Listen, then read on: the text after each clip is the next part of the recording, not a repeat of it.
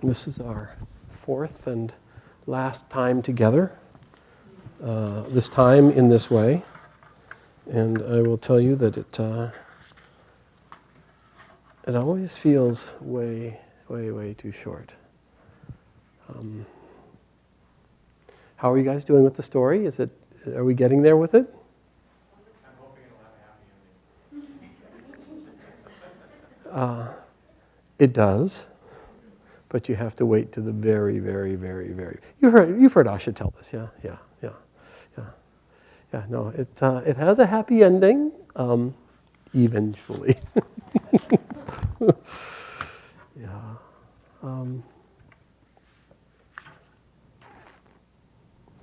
Who remembers where we are in the story?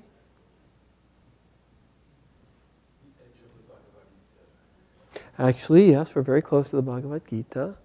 What's happened is our heroes were in exile for 12 years, and then they had to go into hiding for the 13th year. That 13th year, Matsya represents ecstasy or samadhi. So, we spirituality goes into hiding, we go into meditation, we go deep inward, and then we finally spend some time in samadhi. But Yogananda speaks of Sabhikalpa Samadhi and Nirvikalpa Samadhi. Sabhikalpa Samadhi is that state of communion that we have where we return to this world. And he said, we're not safe. We are not safe until Nirvikalpa Samadhi, which is the state.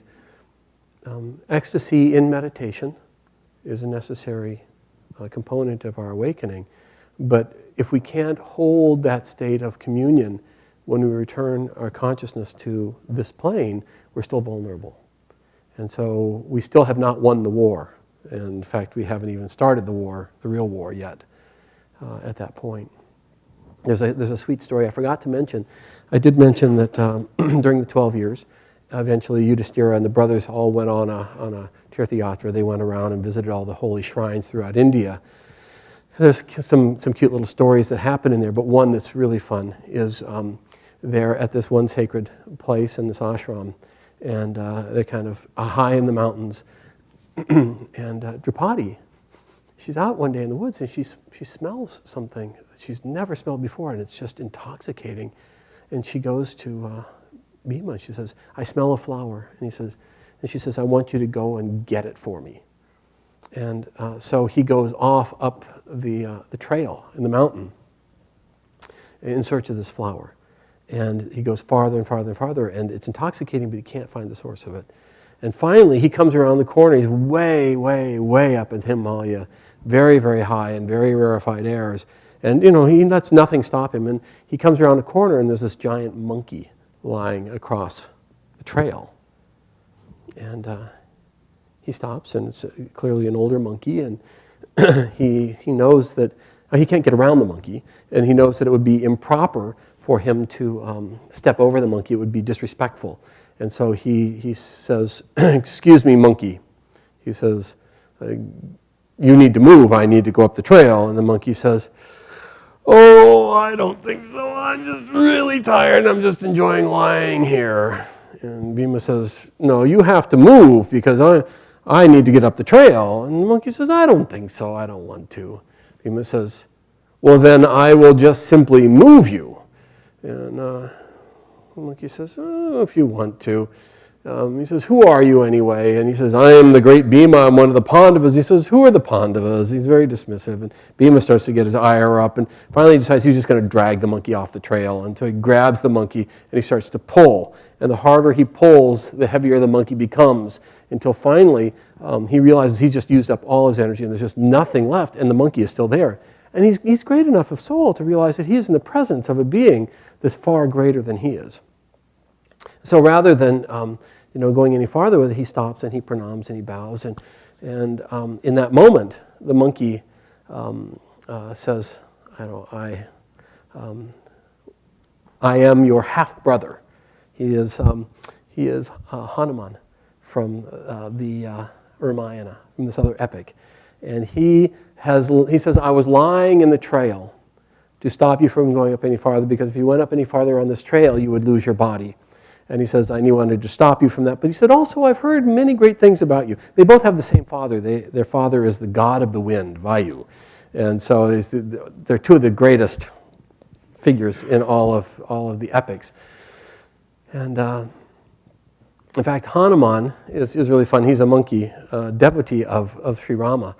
And he represents pure devotion, absolute pure devotion, the subjugation of the monkey mind. And what's left is just this pure commitment and devotion.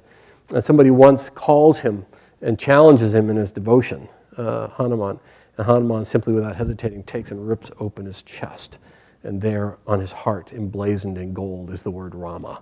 So, it's one of the sweet stories. So anyway, he says, I wanted to meet you. You are truly as great as I've heard. He says, you will be blessed. You will be victorious in the coming war. And he says, and I will give you my standard. I myself will ride on Arjuna's chariot in the war. And so when you look and see, you will see the banner that flies on the chariot of Arjuna in the war actually has Hanuman riding there in support of the Pandavas. And he says, besides, the flower you're looking for, it's down in this glen over here, and you can find it there. And so, Bhima, they have this great moment, and Bhima takes the flower and goes back down. But he's also blessed now, and he also brings back this extra blessing for the war.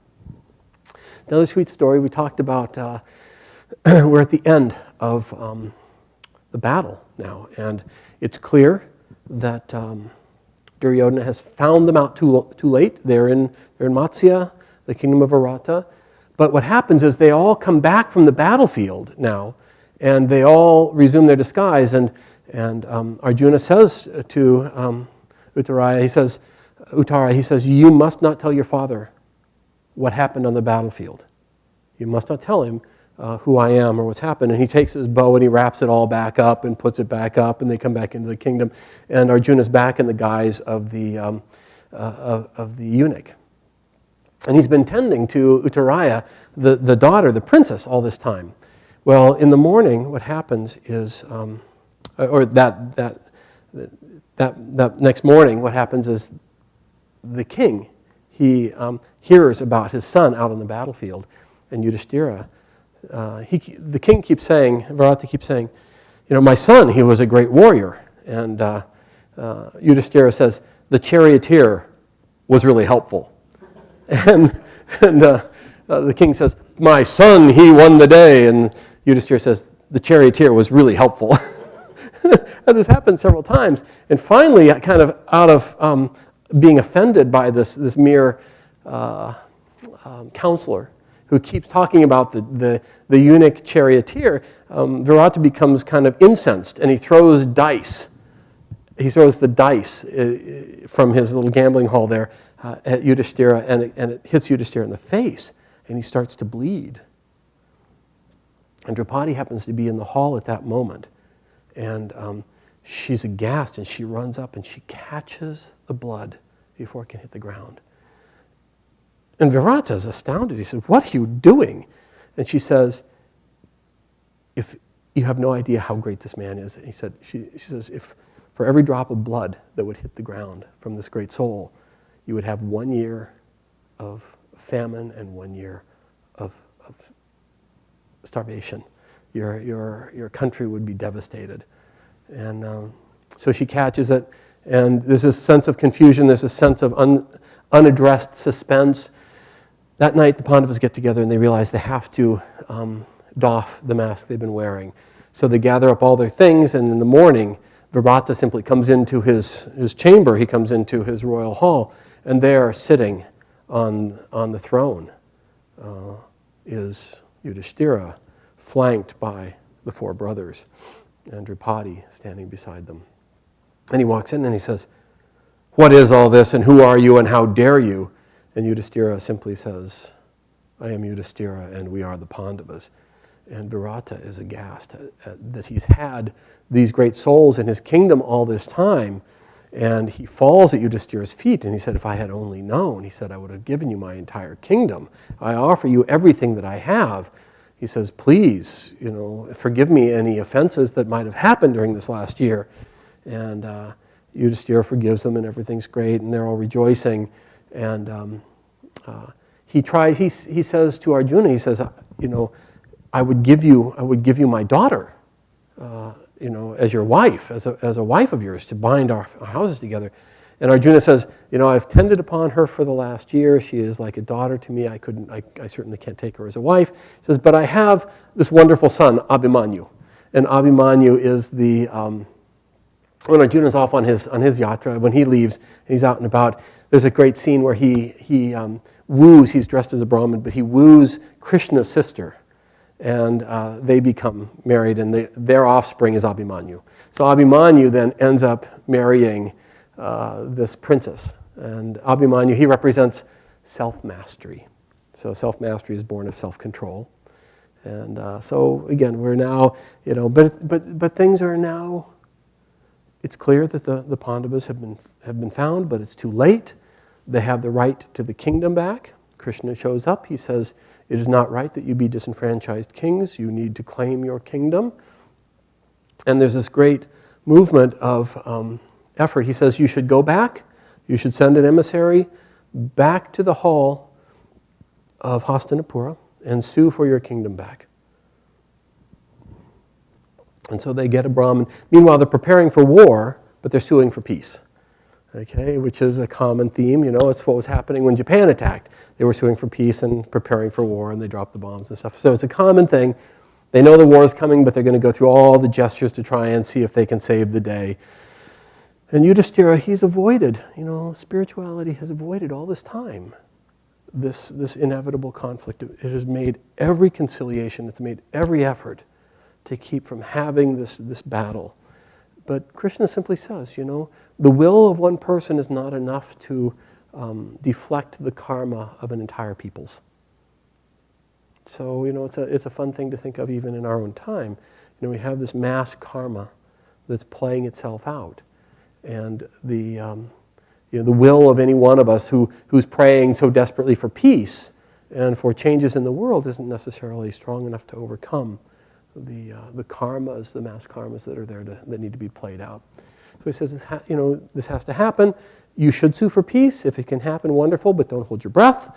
And they send a Brahmin off, and the Brahmin goes and he says, it's time, and he gets sent back with a flea in his ear. And so they make another effort. And they make a second effort, and Yudhishthira sends him with this message. He says, if you will just simply give us not even half the kingdom, just 5 villages, one for each of the brothers, he says, this war can be averted. And then he names the villages, and the first one is the village where Duryodhana tried to drown Bhima in the very beginning. Do you remember that? And then it's Indraprastha. Because they were given kind of a prasta, they were given that wasteland, and they had to turn it into. So again, this wrong. And then there was the hall where the dice game happened. And then there was, let's see if I can remember and then Varnavata, Indraprastha, the hall outside Hastinapura, and the place where Duryodhana tried to poison Bhima. And he says, you can choose for the 5th. And basically it represents all the other wrongs that are out there that have happened. It says, if you're willing to give us 5 villages, and Duryodhana's famous response is, I will not give you half the kingdom, I will not give them 5 villages, I will not give them as much land as is covered by the point of 5 needles. So nothing goes to these pretenders to the crown. And he absolutely refuses to budge. And so they know now that war is inevitable. There's no question about it. And all of a sudden, see, a part of the Kshatriya Dharma is they're warriors. And if there's a war going on and they are petitioned, if they don't have a previous commitment and a previous alliance that's already in place, somebody can come and petition them and they have to fight for that side. So all of a sudden, and Krishna is related to both Duryodhana, both the Kauravas and the Pandavas. And they both kind of simultaneously realize that nobody's asked for Krishna. And Arjuna actually remembers it first, and Duryodhana's got a spy in the court. So anyway, Arjuna gathers up his chariot and he heads off for Dwarka where Krishna now is, and they're heading off there, and Duryodhana hears about it, and he's heading off from Hastinapura, and they're both headed there, and Duryodhana gets there first. And he goes and he, knocks and he says, at the palace, and he says, I am the cousin of Krishna. I am here to ask a favor of my cousin, and I demand admittance. And the guard says, I'm sorry, he's sleeping. He says, again, as a relative, I demand the right to enter his sleeping chamber. And he walks in and he positions himself at the head of the bed, right there. With arrogance, he's just right there beside Krishna. Arjuna arrives, and he again also begs the privilege of being a relative, and he's admitted in, and he humbly comes in and he just sits at the foot of the bed. In the course of time, Krishna awakes, and of course, the first one he sees is Arjuna. And they both say, we're here. They start to talk at the same time, and they both say, we're here to ask you to lend your support to our side for the coming war. And of course, Krishna's heart is given to the Pandavas, and he's told them many times that they will win. But he's got dharma he's got to do.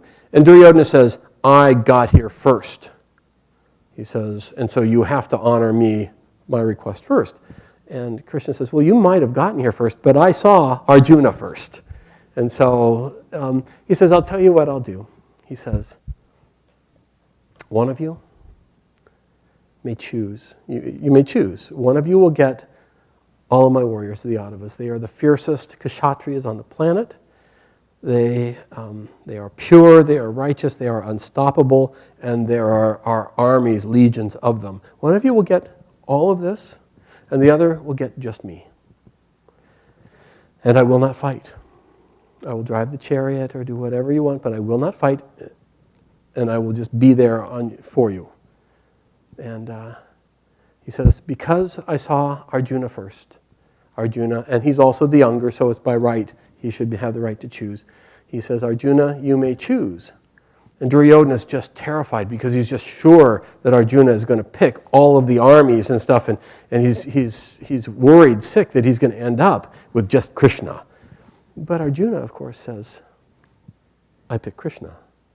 And Duryodhana is overjoyed. He says, once again, this fool of a cousin of his has completely blown it. And he's just delighted, and he double checks. He says, so I get all the armies, and you're going to go with them, but you won't fight? And Krishna says, that's correct. And Duryodhana rejoices and heads off. But then Krishna, with a little twinkle in his eye, he turns to Arjuna and he says, what were you thinking? Why on earth would you ignore all of my armies and pick me?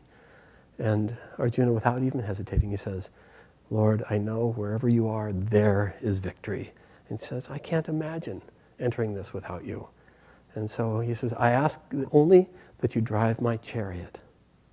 And Krishna says, I will be happy to drive your chariot, but I will not fight. He says, I don't need you to fight. And again, the symbolism of this is tremendously powerful, because when we're trying to wake up spiritually, we have to fight our own battles. We have to meet the struggles that life gives us ourselves. But we ask God, we ask the Guru to come into our lives, and he guides the chariot of our life into the experiences, into the struggles that we need to overcome so that we become victorious and free. Okay? But God won't fight the battles for us.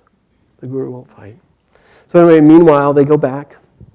He goes back to the kingdom where the brothers are, and he tells them what's happened, and there's great rejoicing. And now Krishna shows up, and he says, you've tried, you've been rebuked, but now I must go, and I must sue for peace also. And he says, and they all go, it'll never happen. He says, I know it will never happen, but if I don't go, history will always say that I didn't make the right effort. And so I must go, even though it's a futile attempt. And so he goes to Hastinapura, and he gets there, and there's this great, Duryodhana and Dhritarashtra, they try and host him, but he says, he will not enter their palaces. He says, I will not go where there is no righteousness. So I will not enter the home where there's no righteousness. He will not be hosted, so he goes to Vidura. And Vidura puts him up, and they have this moment together. And the next day he goes into the hall of the king. And there's Bhishma, and there's Dhritarashtra, and there's Duryodhana. And what's happened in the background is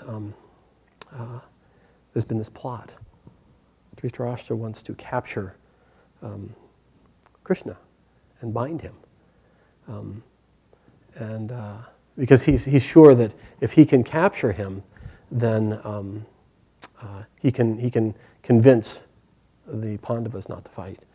And Duryodhana thinks this is a great idea too, and he wants to capture him and kill him if he can and get him out of the way. And so as they are entering, I'm going to go back just one because there's a beautiful moment when the Brahmin very first went to Dhritarashtra and said, the Pandavas are seeking. And he's so enamored of Duryodhana, his son, and he knows that Duryodhana is unrighteous. He knows that Yudhisthira is the rightful king. But he's devious, and he's trying also, and he says,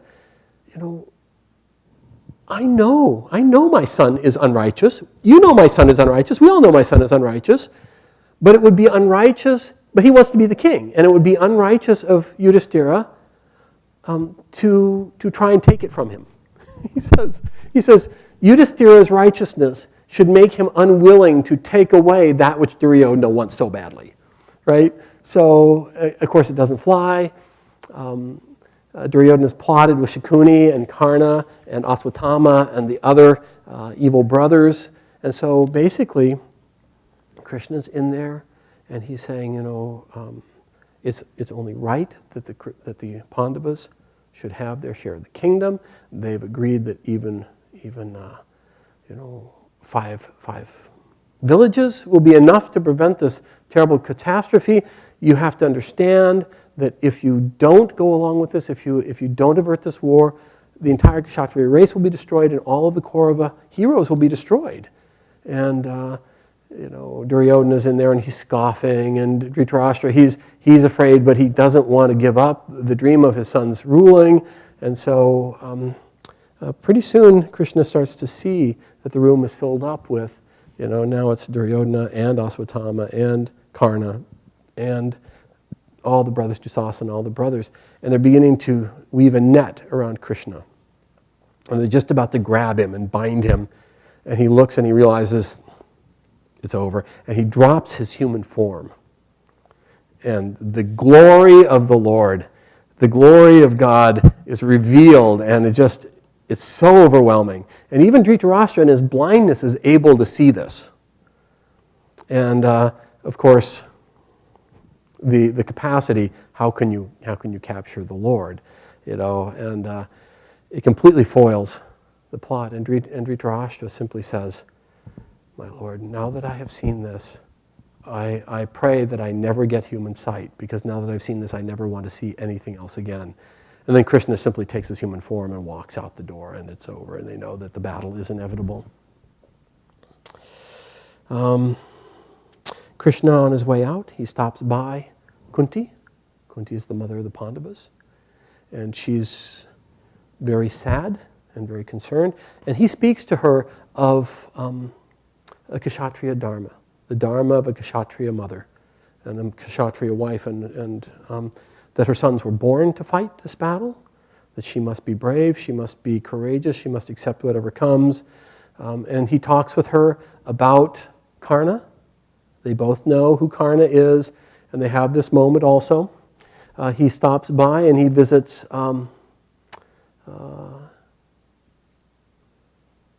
Karna. He reminds him that Karna, again, this is your moment. You can choose. You can choose which side, because you are the eldest Pandava and they would all honor you. And Karna says, the only reason you tell me this is because of your love for Arjuna.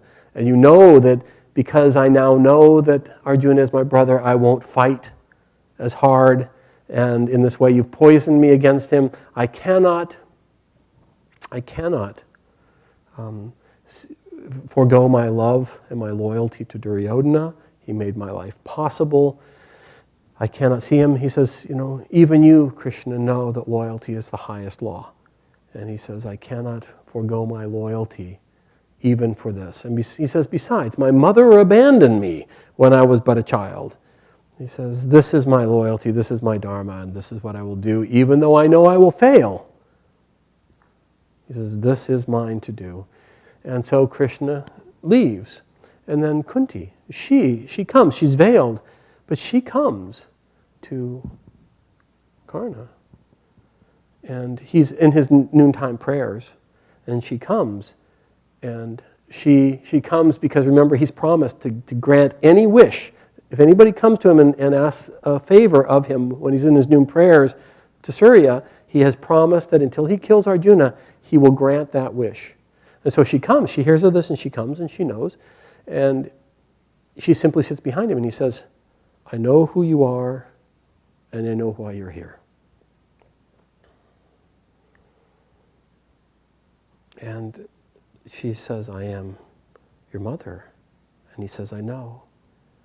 And there's this moment of stillness when they just sit in the presence of each other for the first time since that moment, so many years before, when she gave birth to this magnificent son, the son of the god of the sun.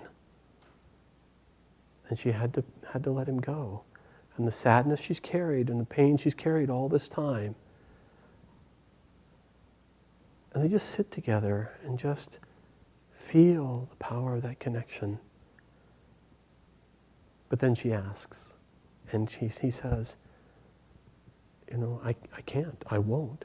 You abandoned me when I was young. You didn't want me. He says, but I promise you this. He says, I will make you this promise. He says, I will face all of your sons, and I will best them, but I will spare their lives, except Arjuna. He says to her, and Arjuna and I will fight to the death. And either Arjuna will live or I will live. But you will still have 5 sons left at the end of the war. Okay. So now, what's happened is the mustering of the armies. And all of the different kings throughout the land are beginning to set their loyalties. And Duryodhana has managed to muster 11 armies, 11 Akshvinas, 11 these huge battalions that have elephant soldiers and chariot soldiers and foot soldiers and archers and just this enormous power. And the Pandavas merely have 7. Now, it's 10 and 7 at this point, and they know that their uncle Shalya is available to them, and they are ready to ask him, and he starts to come toward their camp. He's got all the armies with him, and every night along the way, there's this beautiful camp set up for him. And every night, he and his battalion rest in this splendor, and he just assumes that it's the Pandavas taking care of him. And the night before he arrives at the Pandava camp, he arrives in this wonderful camp to spend the night again before he arrives in the Pandava camp. And Duryodhana shows up. And Duryodhana says, have you enjoyed my hospitality all this time?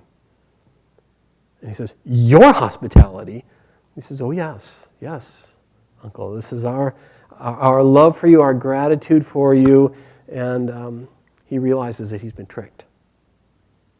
That he's accepted the hospitality of Duryodhana, and so he owes him the loyalty now to fight for his side. And so he goes to Yudhishthira, and he says to Yudhishthira, he says, I'm sorry, I was coming to fight for you, but this has happened. I've accepted his hospitality. I now have no choice but to fight on Duryodhana's side. He says, my heart is with you, but there is where my loyalty has to be. And Yudhishthira, he says, that's okay. He says, I ask just one thing of you. I ask just one thing. He says, in the last of the war, there will be a moment when you will end up being, I ask you to be the charioteer for Karna. Because he knows Karna is the only threat great enough to really possibly take down Arjuna. And if Arjuna is gone, if self-control is gone, the battle is over. He says, I ask you to just do this. When you are the charioteer of Karna, I ask you to just undermine his confidence. Tell him constantly how good Arjuna is and how poor a warrior he really is. And just keep dropping hints to see if you can help erode his confidence. And Shalya says, that's fine, no problem, and off they go, and they part good friends. So the armies are setting up.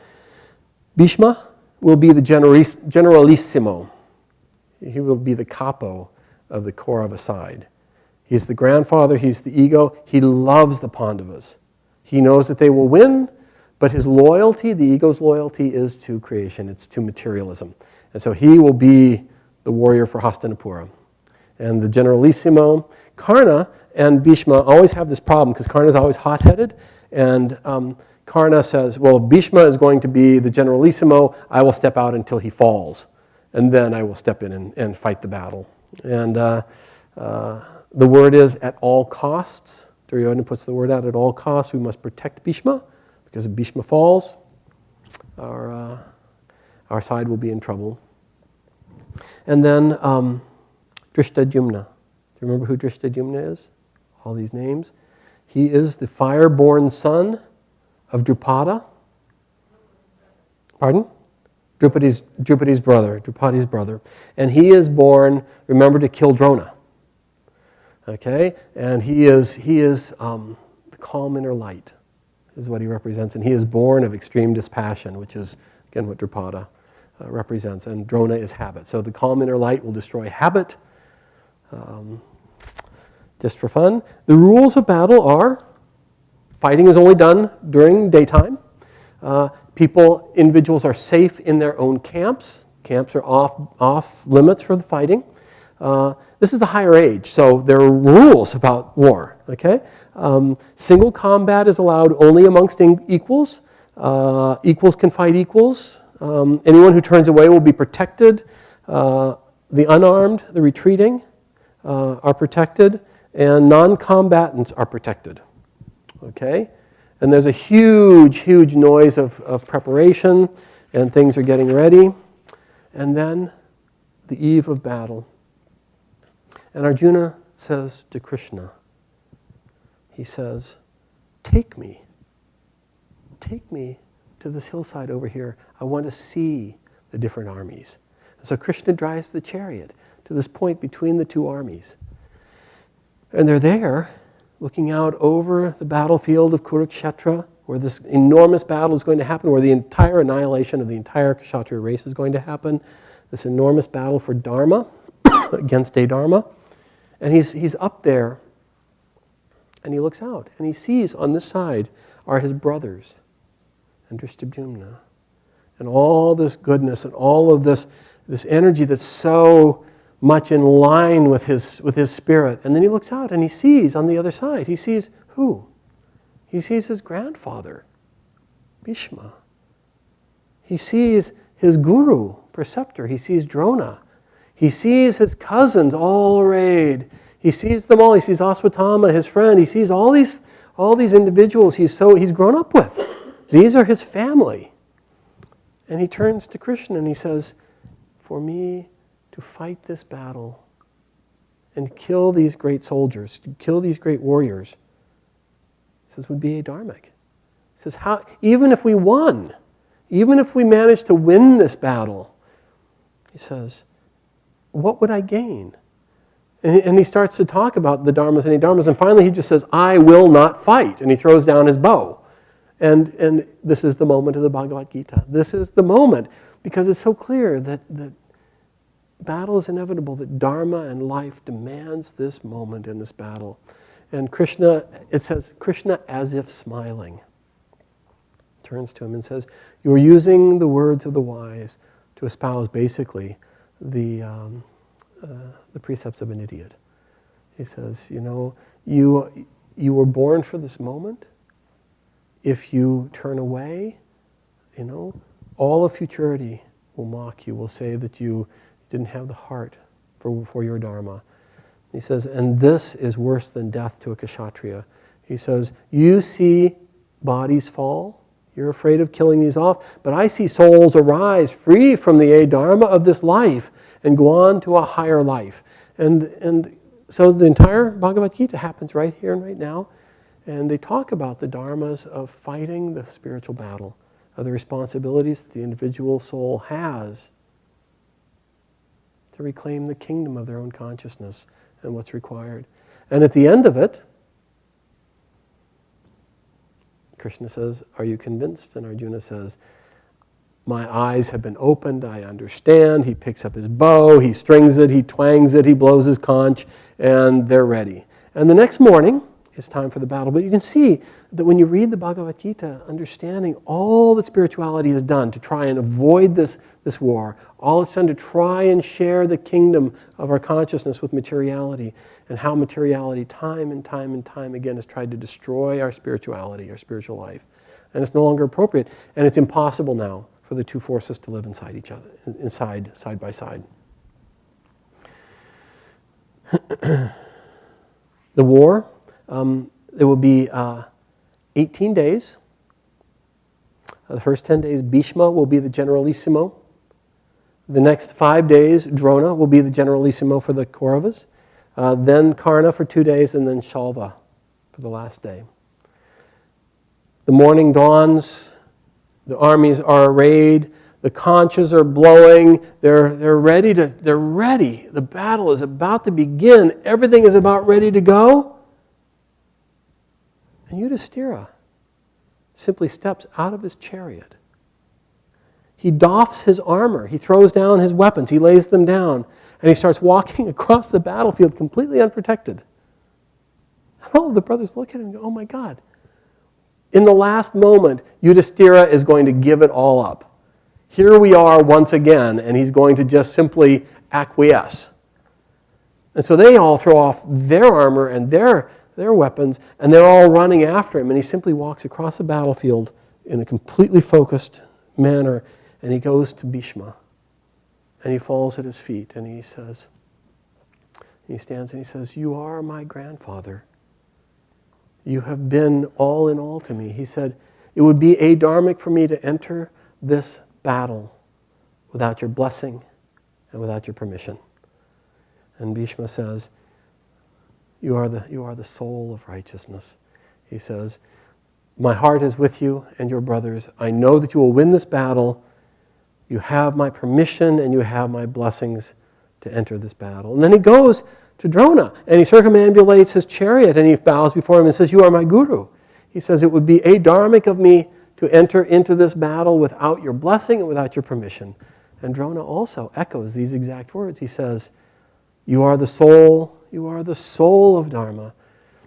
My heart is with you, but my loyalty has to be to the house of Hastinapura, because they have provided my income all this time and supported me." Habit, in the end, allies itself with materiality. Even though it's trained both sides equally, it's bound to this world. So Drona says, "I also am allied here, but you have my blessings and my permission."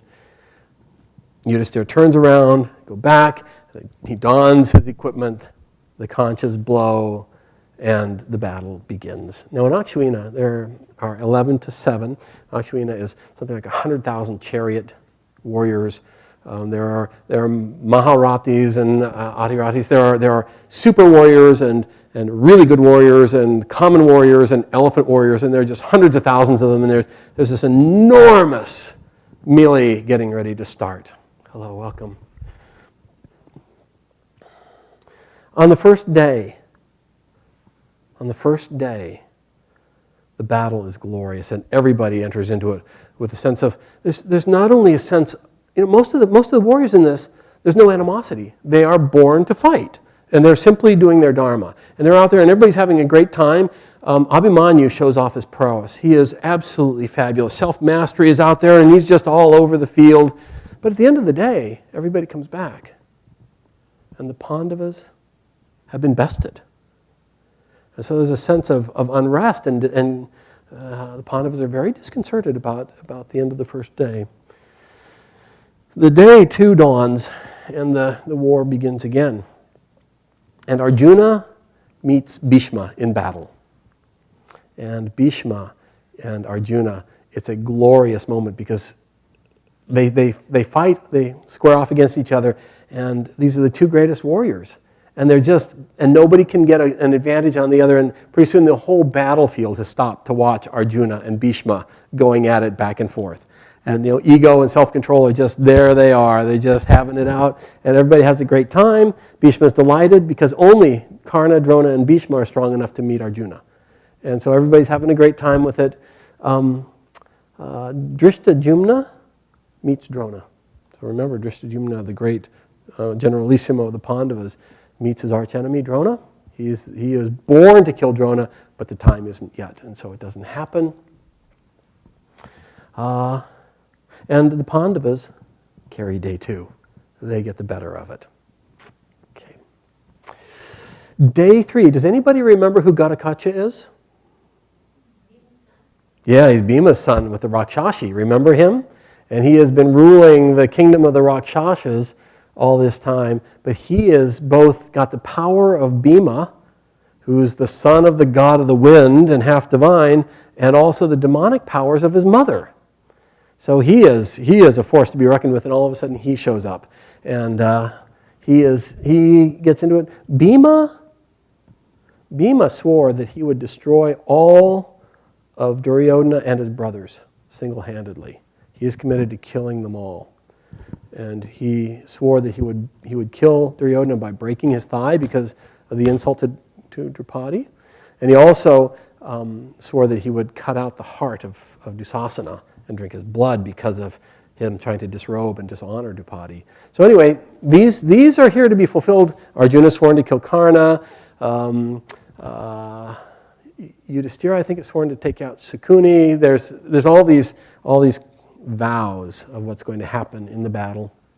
But Bhima meets Duryodhana on the battlefield and knocks him unconscious, but he is rescued at the last minute. And that night, he comes back and he rails against Bhishma. He rails against Bhishma. He says, "You love the Pandavas. You're not really trying. Here you are, our captain. We've honored you. You're connected with our household, and you just aren't really trying very hard." So the next day dawns, day 4 of the war, and Bhishma completely lets loose. He's just completely prodded, goaded by Duryodhana's insults of the night before, and he's just wreaking havoc. He's just wreaking havoc throughout the Pandava armies. Krishna brings Arjuna to meet Bhishma. And he says, you must kill your grandfather until Bhishma is gone. And so Arjuna fights Bhishma again. And they're having a great time. It turns into that they're having a great time again. They're just going back and forth. And Arjuna does not have the will, he does not have the capacity to kill his grandfather. And finally, out of desperation, Krishna realizes that Arjuna is just not going to do it. And he simply steps out of the chariot and grabs his discus. And he himself, because it's so important that Bhishma die, he himself, Krishna, is going to break his vow about not fighting, and he's going to kill Bhishma himself. That is the picture of exactly that moment. Thank you. Very good. That's his discus. That's a representation of his discus. It's kind of not a really good representation, but they say it was thin as a laser beam, and it was shaped of light, and it was magical. That kind of looks more like a wagon wheel. But, artists have their own thing. But yes, this is Bhishma, and Krishna coming to kill him. And rather than struggling against this, Bhishma, who is just sick of this life and sick of this world and sick of this endless struggle, he realizes there's no greater blessing than to be killed by Krishna. And he just drops his weapons and he just steps out of his chariot and he's just ready for it. And Arjuna realizes what an adharma is about to happen because he himself won't engage. And so he grabs Krishna by the leg and he's begging him, please stop. Please don't do this thing. I promise, right? I promise I'll try better. I'll do better. Okay. Pardon? Oh, sure. Yeah. I'd be happy to. I'll just start with you. Make sure it gets to everybody. Okay. Mm-hmm. So,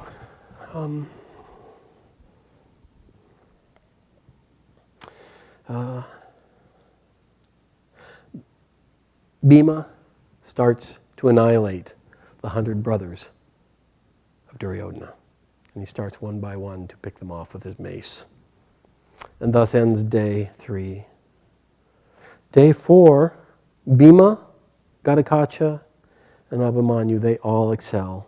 They're just having a great field day. They're just annihilating the Kaurava army. They're relentless.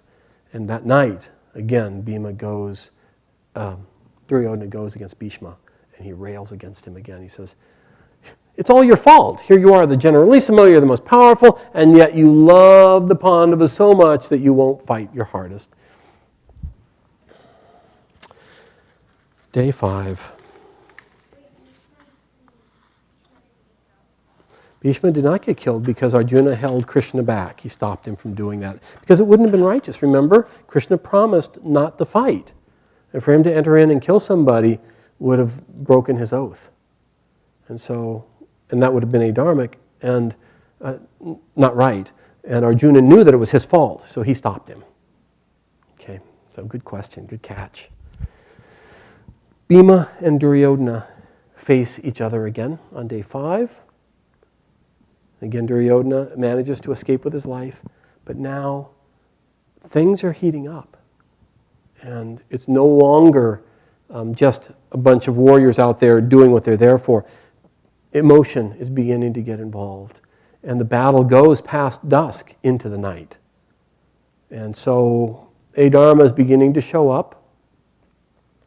And you'll hear this said, that once Adharma begins, once war begins, once this kind of thing begins, it continues. It feeds on itself. And so now we're beginning to get into the real battle story. Day 6 and 7, Bhima keeps on wiping out the brothers, one by one. And this infuriates Duryodhana. He's beginning to feel helpless at this annihilation. Bhima's having a great time with it. He just loves, this is what he was born for. He's just having a great time. But Abhimanyu attacks and bests every one of Duryodhana's brothers that's left. And then he lets them go because he says, it is Bhima's pleasure to kill you. But he's just proving that he has the power to do it. And so it's a great day. Abhimanyu ends up facing, on day 7, he ends up facing Bhishma. And Bhishma, nobody can face Bhishma except Arjuna, except the great son of Arjuna. And Bhishma is so impressed at the prowess and the power and the finesse and the glory of the son of Arjuna. And so he's just having a great time. He's just enjoying it. And Abhimanyu and here, there, and then pretty soon, all the Pandavas end up joining in. And all of them are fighting Bhishma. And Bhishma's just having a great time. Everybody's having a great time. The entire war stops to watch this great battle between the ego and all of the characters, of the Pandavas. And then sun sets and the day is over.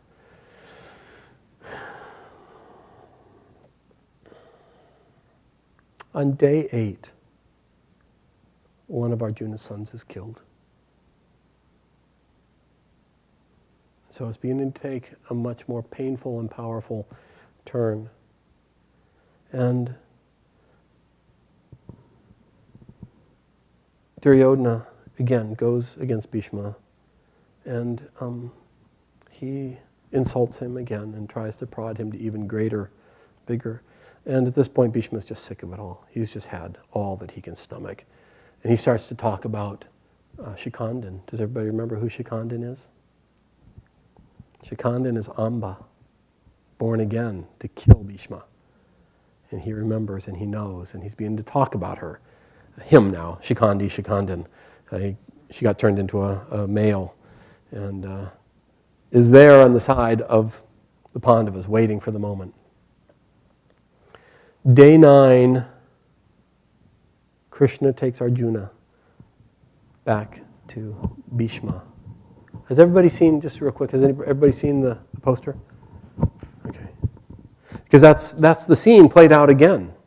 Arjuna fights with Bhishma, and he doesn't have the chutzpah to try and kill his grandfather. He won't fight wholeheartedly because he can't will himself to want to kill off this relative of his that's so dear. And so again, Krishna simply steps out of the chariot with the chakra, and he's ready to kill. And Arjuna drags him back one more time. But they realize, and Krishna just says, until you kill Bhishma, until he's destroyed, you'll lose the war. It's over. So that night they gather, the Pandavas gather to talk about what should they do. What can they do and what should they do in this circumstance?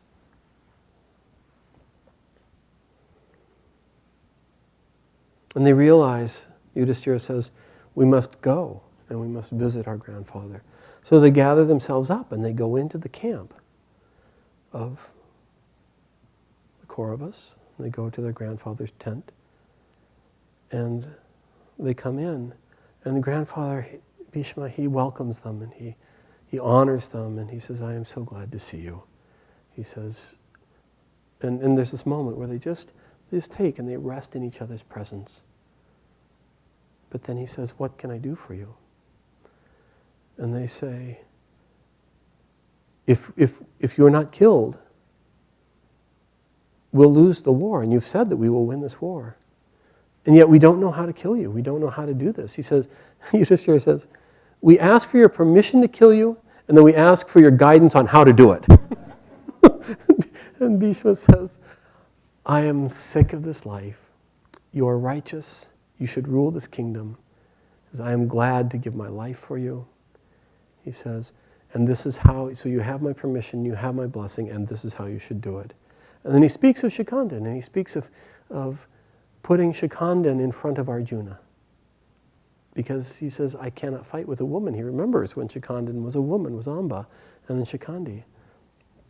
And so day 10, Arjuna and Shikandan,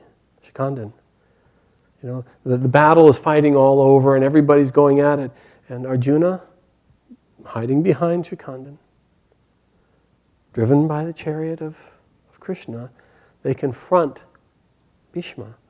And Bhishma will not fight. And so Shikandan is shooting arrows and Arjuna is shooting arrows.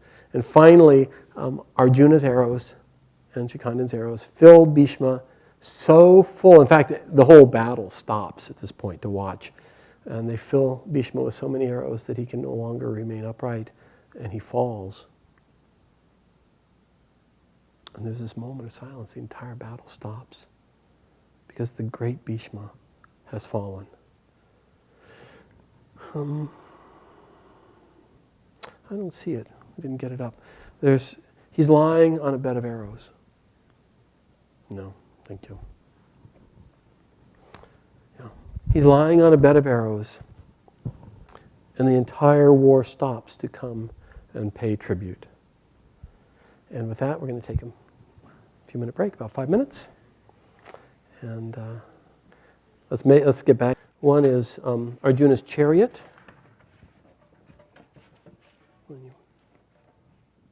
Arjuna's chariot, that was standing up better before. Arjuna's chariot, typically you'll see it with 4 horses. But Master said it actually should have 5 horses because they represent the 5 senses. Okay, so mastery, he's driving the chariot of the 5 senses around to the experiences. This is the moment when Bhishma falls, and I'll pass it around. But he falls on a bed of arrows. And he's lying there. Now remember, he has the boon that he can't be killed. He can only give up his life when he's ready. And he decides that it's not time. He's filled with arrows. He can't fight. And he says that these are not Shikandan's arrows that have made me fall. They're Arjuna's arrows. And he talks about the sweet pain of the sweetness of the pain of Arjuna's arrows piercing him as he falls. But then he's lying there. And he says, I need a pillow. And somebody starts to run up to the palace, nearby palace, to go get him a pillow. But Arjuna understands what he needs, and Arjuna shoots 3 arrows into the ground. And he props his head up on those arrows, and Bhishma says, thank you, of course. And then he speaks of being thirsty. And again, somebody goes to get him something to drink, but Arjuna knows, and Arjuna shoots an arrow into the ground, and you see him shooting an arrow into the ground, and it pierces the ground, and his mother is the goddess Ganga, remember? And she creates a fountain where the arrow pierced, and the fountain pours into his mouth, and in this way quenches his thirst. And so she's there to comfort him in this hour of need. And all of the warriors gather around. We'll just pass that around if you would, please. From both sides, because Bhishma is the greatest, and he has been the steward of the kingdom for so long. It's just in the background, yeah. Everybody stops to honor the grandfather in this moment. And Bhishma, he says, "It is not an auspicious time for me to die, so I will just lie here," he says, until the sun turns back toward the north, so the equinox, and he says it'll be about 70 days hence that he will pass. Now Karna goes to him, and he requests his blessing to enter the war, because now he's fallen. And Bhishma gives him his blessing. He says, "You are a great warrior, and this is the right thing for you to do." Karna say he was not fighting Until Bhishma fell. Yeah. Until Bhishma was no longer in, because they were always, contending with each other. And he was upset that Bhishma was put as the generalissimo. The desire for happiness would like to rule everything, in the battle scenes. So, and then Drona becomes the new commander. And so day 10 passes. Day 11, there's a plot to kidnap Yudhishthira. And Drona thinks that this is a good idea, because he thinks if Yudhishthira can be kidnapped, he can convince him to give up. But Duryodhana knows that if he can capture Yudhishthira, all the rest of the brothers, they'll be leaderless. And so there's this plot. So Arjuna protects Yudhishthira. And there is no way that anybody can get near Yudhishthira with Arjuna protecting him. And then Drishtadyumna meets Drona, and there's a great moment, but it's not time yet. And so again, Drishtadyumna is not able to kill Drona. And day 11 passes. Day 12, that night, day 11, they talk, in Duryodhana's camp, they talk about, we'll never be able to capture Yudhishthira if we can't get Arjuna out of the way. So the Trigarta brothers, this great family of tremendous warriors, they take a suicide pact. And they say that they will challenge one by one, they will challenge Arjuna until they destroy him. And in this way, distract him and pull him away from Yudhishthira. And so day 12 dawns, and the Trigarta brothers, just one by one, start to fight with Arjuna and distract him. Day 13.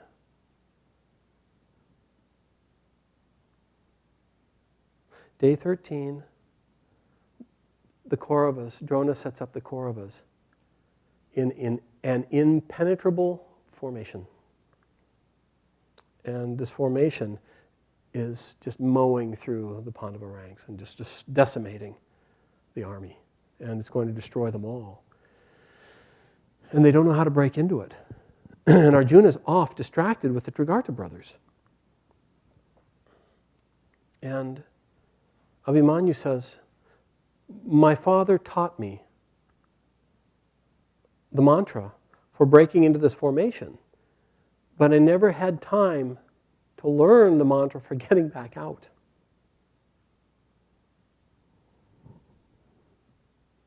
And Yudhishthira and all the brothers are there, and they say, Bhima says, don't worry about it, and Yudhishthira agrees, says, don't worry about it. If you can break open that formation, we will follow you in, and then we will just destroy it from the inside out, and there will be no need for the second mantra.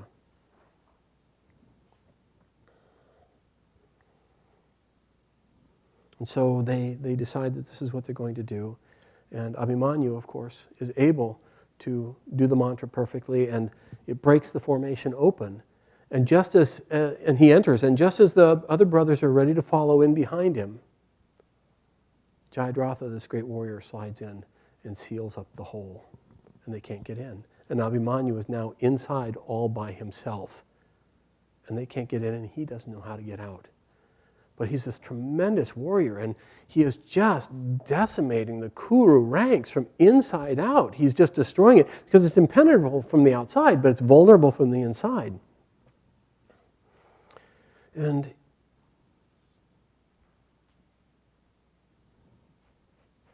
all 6 of the great Kaurava heroes end up coming and ending up fighting with Abhimanyu, because he's so powerful they can't stop him any other way.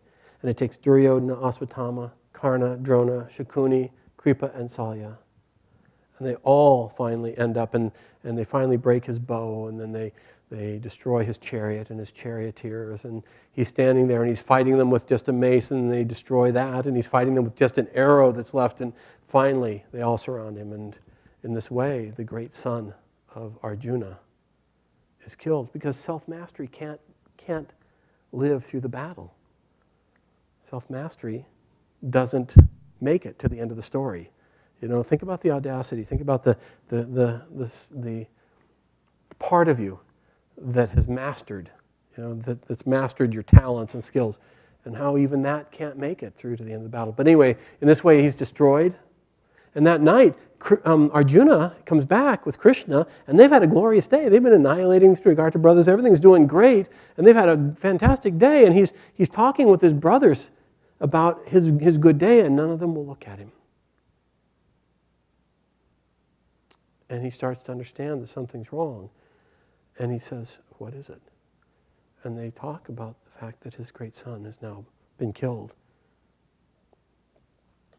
And he takes a vow, and he says, "If I do not kill Jayadratha by sunset tomorrow, I will kill myself." Well, word of this goes out immediately. And 2 things happen. There's great rejoicing in the Kaurava camp, because if Arjuna's dharmic, if he says he will kill himself if he can't succeed, he'll kill himself, and that's one of the great ways to get rid of him. So they're thinking, this is fabulous news. But Jayadratha, he goes, I'm no longer interested in the war. I think I'll just go home. And they finally convince him, Duryodhana finally convinces him. He says, "I will place you 12 miles from the battle line. He will never get to you. It will be impossible, and you'll be safe, and we will protect you." And so Jayadratha stays in the game. Day 12 dawns, and Jayadratha is 12 miles from the front. And Arjuna, he has got one purpose, and that is to destroy Jayadratha. And Jayadratha, they're putting everything they can between Arjuna and Jayadratha. And Yudhishthira, he gets to the point where he can't hear Arjuna's bow anymore. The distance, they're still trying to kidnap Yudhishthira. That's also going on. And Arjuna's left him now, and he sends Satyaki. Satyaki is one of the great heroes of this story, and he represents devotion. And he says to, Yudhishthira says to Satyaki, he says, "I can't hear Arjuna's bow anymore. Go and find him, make sure he's okay." And Satyaki won't leave. He says, "No, I'm here to protect you. I'm here to guard your chariot wheel. I'm here to make sure you don't get kidnapped." Finally, Yudhishthira forces him. He sends him off. And so Satyaki goes off to find Arjuna and make sure he's okay.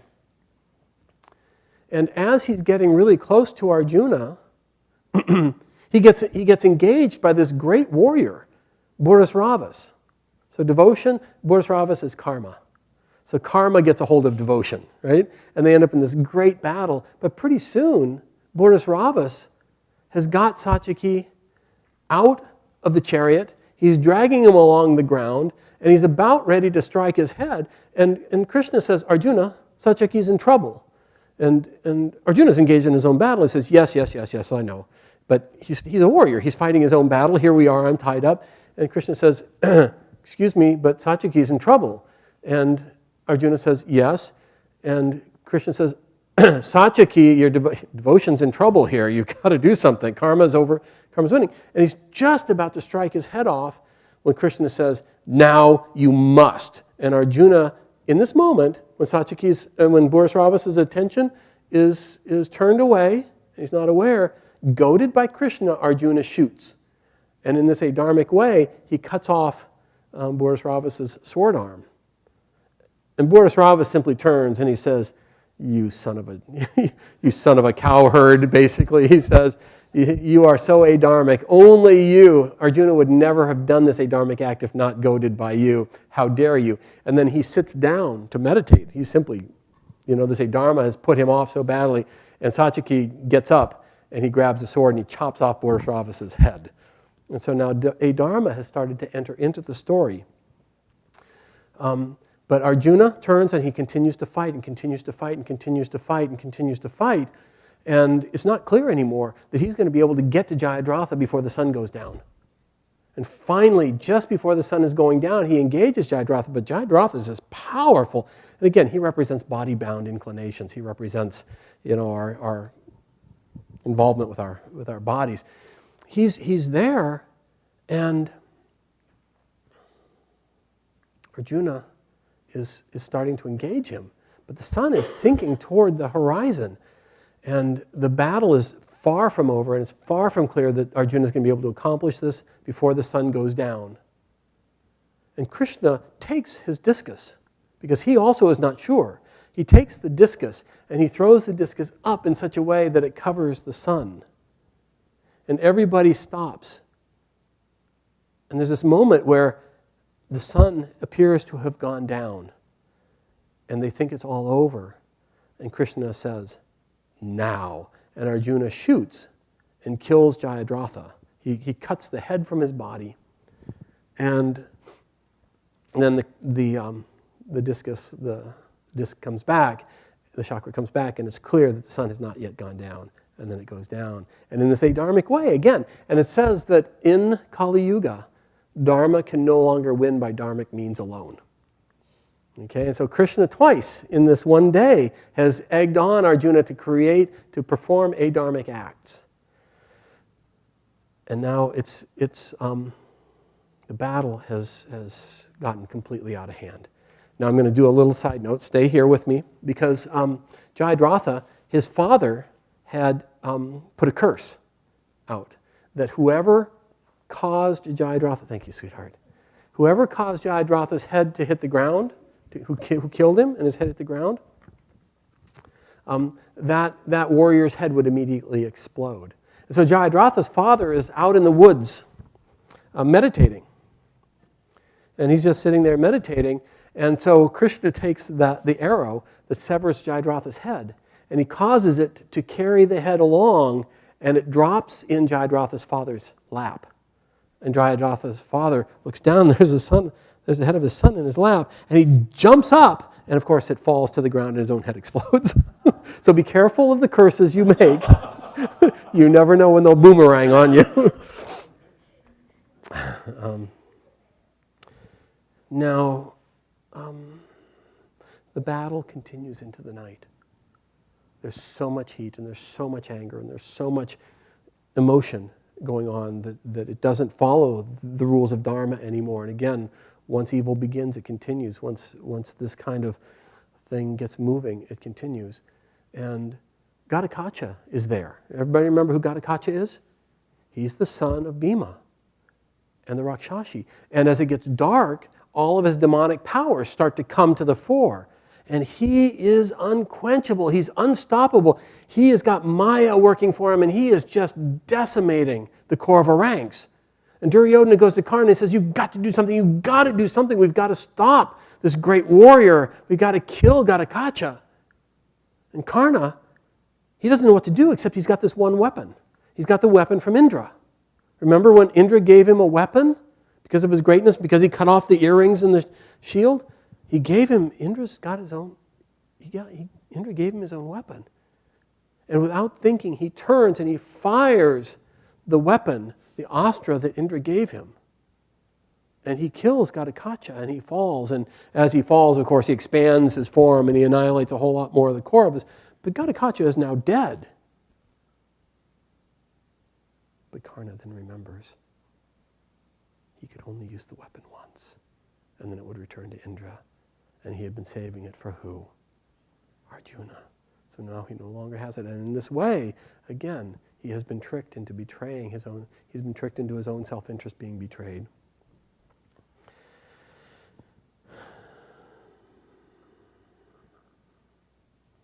Things are so evil that one of the sons of Dhritarashtra walks off due to the injustice. Day 15 dawns. And it's clear that they have to get rid of Drona. Drona is absolutely like a fire raging through a grassland. It's just got to stop. He's got to be destroyed. Habit has got to be overcome. And so, in the midst of the battle that morning, everybody's fighting, and Yudhishthira is told that that they hatch this plot. They're going to, the only thing that can stop Drona is his attachment to his son, Aswatthama, is so great that if he thinks that something has happened to Aswatthama, he will lose heart for the battle.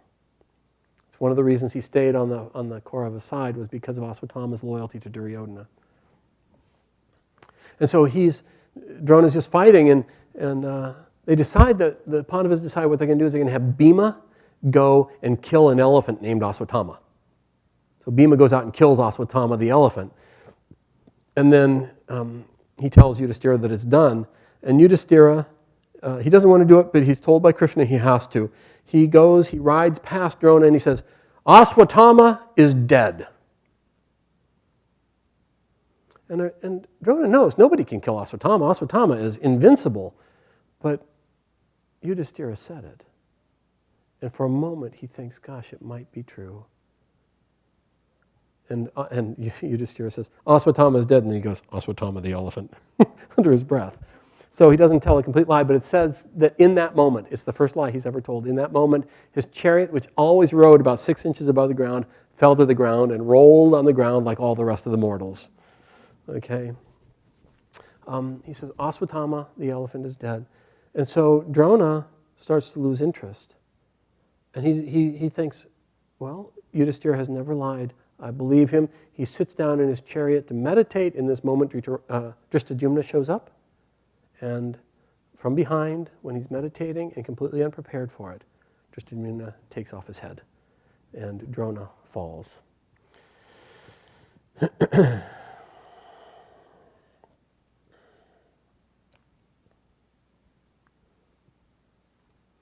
Day 16. Yes. Drishtadyumna is Drupada's son, he was born to kill. He's the commoner light. He was born of the fire. Drupada had 2 children, Drupadi and Drishtadyumna. And Drishtadyumna was born to kill. Yes, and he was born to kill Drona, and Drupadi was born to marry Arjuna. And so, it's extreme dispassion gives birth to the commoner light, which can destroy habit. Isn't that great? There's the metaphor. So, day 16 dawns, and Karna steps into leadership. He is now, because Drona has fallen, he steps in. And on day 16, he fights and he bests every one of the brothers. But then he gives them all back their lives. Okay, except Arjuna. Day 17, no, Arjuna, he didn't fight Arjuna that day. But he did all the rest of them. He fought Yudhishthira and he won, but he let him go. He fought Bhima and he won and he let him go. He fought Nakula and he won and he let him go. And he fought Sahadev and he won and he let him go. Because he honored that promise that he made to his mother. Okay? Day 17. Dusasana is killed by Bhima. Remember what Bhima said he would do to Dusasana? He would cut his heart from his chest and drink his blood. And so now, and he does it, and he's absolutely wild with this victory. Oh, he's vanquishing this mortal enemy. But now it's gone so far, everybody realizes just how animalistic, just how terrible this war has become. Arjuna faces Karna on day 17.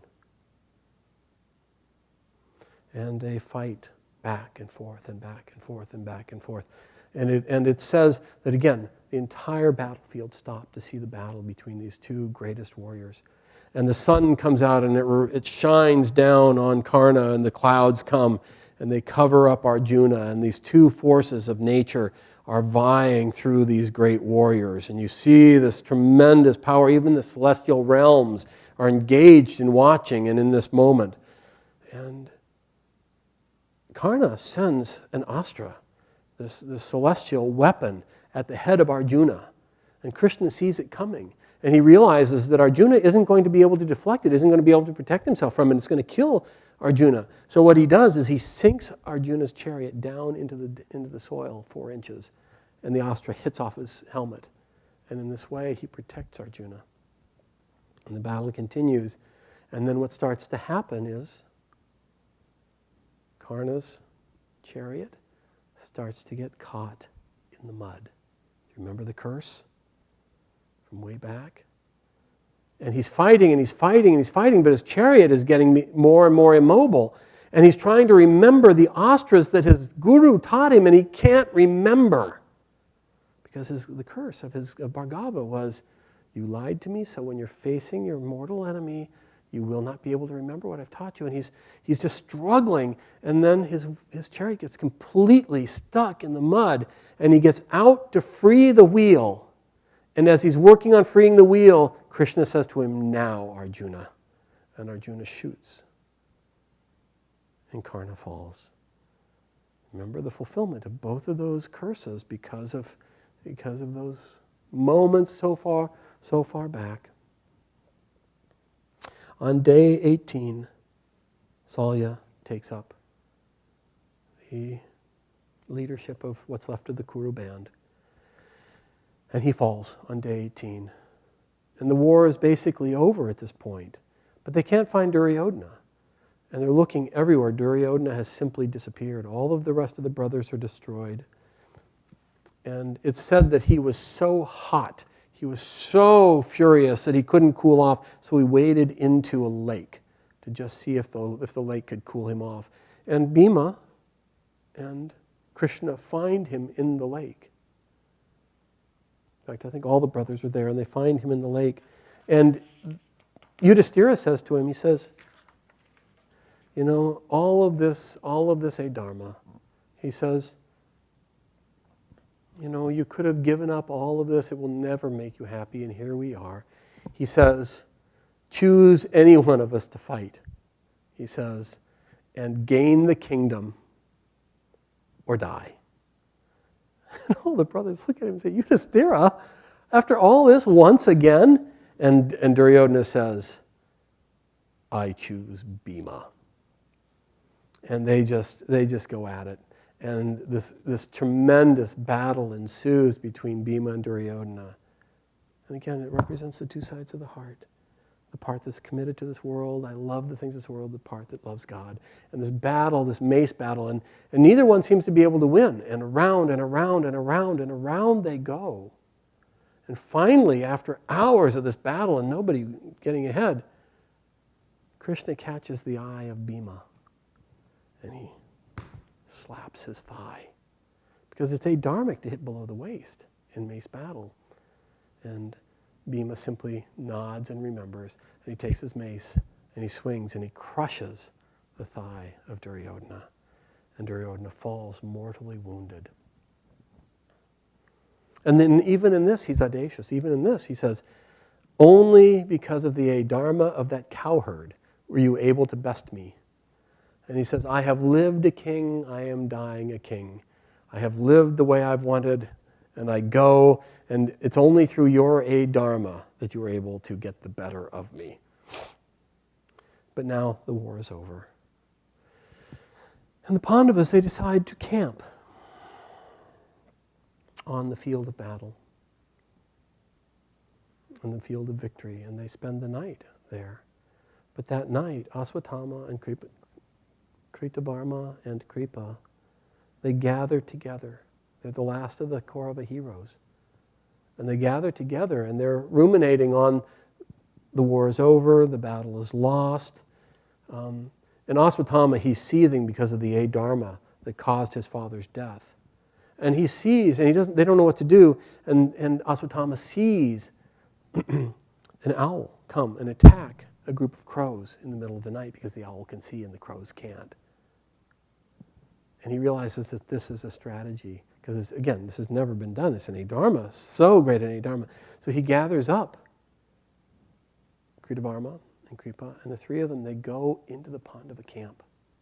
Not where the brothers are spending the night, but the main camp. And they kill all of the Pandava sons and warriors that are left. They're all destroyed. They're killed in their beds. And in the morning, the Pandavas wake up, and they go back to camp, and they find all of their offspring dead. And Yudhishthira says, even in the moment of victory, we let our guard down, and this is the result. He says, you can't even then leave your guard down. And there's this great sadness upon them. And then they realize that it was Aswatthama that perpetrated this. And they go and they start to chase Aswatthama, and Kripa and Kritavarma are killed, and Aswatthama is running and running and running and running, and he's trying to avoid them, and he's hiding, and pretty soon he hides behind who? The great Muni, Vedavyasa. And they get there, and there they all are, and Abhimanyu's wife is there, and she's pregnant. And Aswatthama, in one final gesture of defiance, he takes a blade of grass and imbues it with a mantra, with an astra, and he sends it straight at her womb. He's going to kill off the last possible remaining heir of the Pandava brothers, Parikshit, and Krishna blocks it, and it's done. And then Aswatthama steps out, and he drops his weapons, and Yudhishthira won't let them kill him.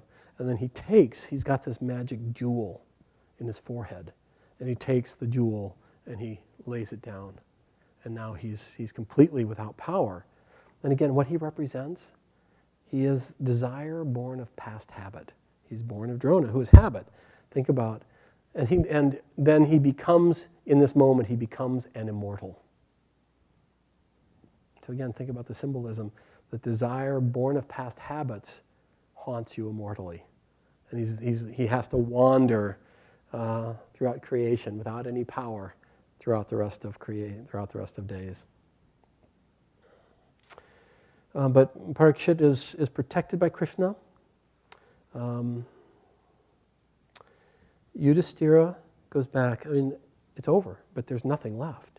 And here's the kingdom to rule, but all of the great warriors are gone. All of the great heroes are gone. There's a handful of Yadavas left, great warriors, kings from Krishna's army. But all of the Kauravas are gone, all of the Pandavas are gone, except for the main Pandava brothers and Parikshit, who is in the womb. And there's no joy in this victory. There's just acceptance. And Yudhishthira, he becomes depressed. And he has no heart for taking up the throne. And he goes and he sits by Bhishma. And Bhishma, for the rest of the time Bhishma's in the body, he counsels Yudhishthira on how to be the king, on how to rule the kingdom appropriately. But at the end of it, Bhishma passes, and Yudhishthira doesn't want anything to do with it. And Krishna has to talk to him and says, it isn't about your likes and dislikes, it isn't about your desires.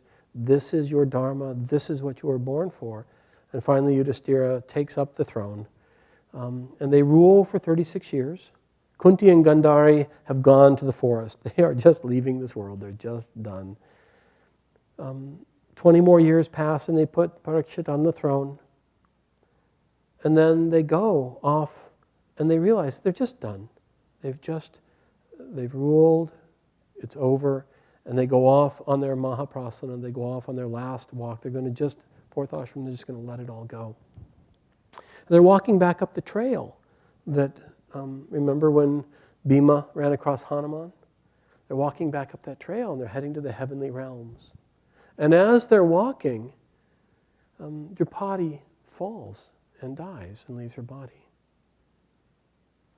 And Bhima looks at Yudhishthira and says, she was the most righteous of women. Why does she have to pass? Why can't she take her body, why can't she go consciously into the heavenly realms? Why can't she take her body?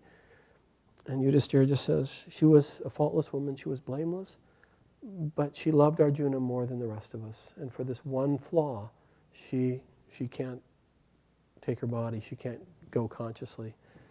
And before long, Sahadev falls as they're walking. Bhima says he was faultless. Why? Why can't Sahadev come? And Yudhishthira, they just keep walking, he just says, he was perfect, he was flawless, except he was proud of his wisdom, because he was the wisest of them all, he was the wisest man. And then as they continue up the trail, Nakula falls. And Bhima says, Nakula? Why Nakula? And he says, Nakula was faultless, except he was a little vain about his beauty. And so he also can't come. And then they're walking up a little bit farther. And Arjuna falls. He says, Arjuna? Arjuna? Why Arjuna? He says, because he was a little bit vain of his prowess. He was a little bit proud of the prowess that he had. And they're walking, continuing up the trail, and Bhima himself starts to fall. And he says, why me?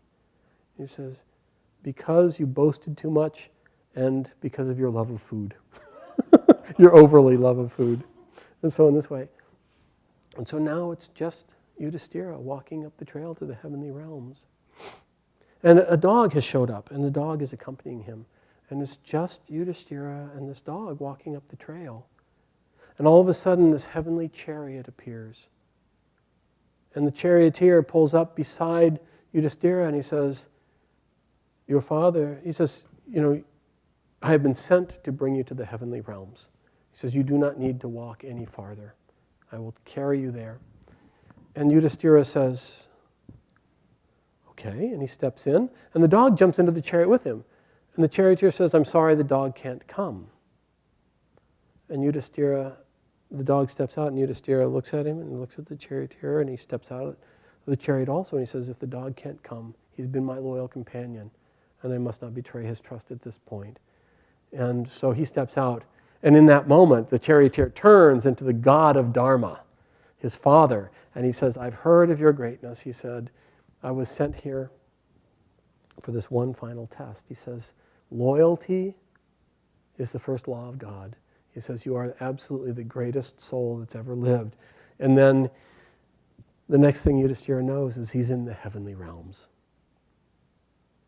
And he's there. And he's looking around. And who's sitting on the throne? But Duryodhana, surrounded by all of his brothers and Karna and Ashvatthama. And he's horrified, he's mortified. And then he hears his name being called by voices in torment. And he listens and he hears and he realizes it's the sound of his brother's voices and Draupadi's voice. And he starts to follow them.